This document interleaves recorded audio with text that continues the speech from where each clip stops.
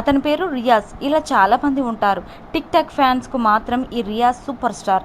Tick talk app follow అయ్యేవారికి రియాజ్ సుపరిచితుడు. అతడిని ఫాలో అయ్యేవారు లక్షల్లో ఉంటారు. ఆ స్టార్ కోసం ఇంట్లో నుంచి వెళ్ళిపోయిన ఓ బాలిక రియాజ్ నివాసం ఉండే నేపాల్ దేశానికి వెళ్ళడానికి అంతా ప్లాన్ చేసుకుంది. వెళ్తూ వెళ్తూ పేరెంట్స్కు ఓ లేఖ రాసి పెట్టింది. తండ్రి అంటే అభిమానం లేదు. అమ్మ అబ్బాయితో వెళ్తున్నట్టు మాత్రం అనుకోవద్దు. తను అబ్బాయితో వెళ్ళడం లేదు. ఎవరి కోసం ఇల్లు విడిచి వెళ్ళడం లేదు. అలా నువ్వు ఆలోచించకు. వెళ్ళిపోయినందుకు ఆత్మహత్య చేసుకోవద్దంటూ లేఖలు రాసింది. లేఖ చూసి కంగారు పడిన పేరెంట్స్ పోలీసులను ఆశ్రయించారు.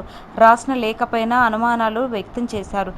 ఎక్కడికి వెళ్తుందనేది స్పష్టం చేయకపోవడంతో అనుమానాలు వచ్చాయి పోలీసులకు.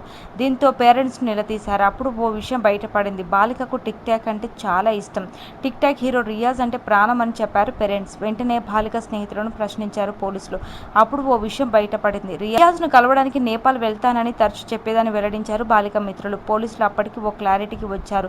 బాలిక నేపాల్ వెళ్లడానికి సిద్ధమైందని పక్కా సమాచారంతో అన్ని పోలీస్ స్టేషన్లకు సమాచారం ఇచ్చారు. బస్టాండ్లు, రైల్వే స్టేషన్లో నిఘా పెట్టారు. 8 గంటల తర్వాత బాలికను అదుపులోకి తీసుకున్నారు.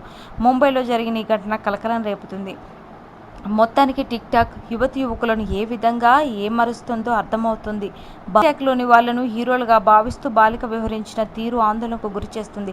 ఇలాంటివి రిపీట్ కాకుండా చూడాలి అంటే టిక్ టాక్ను బ్యాన్ చేయాలని డిమాండ్ చేస్తున్నారు బాలిక తల్లిదండ్రులు.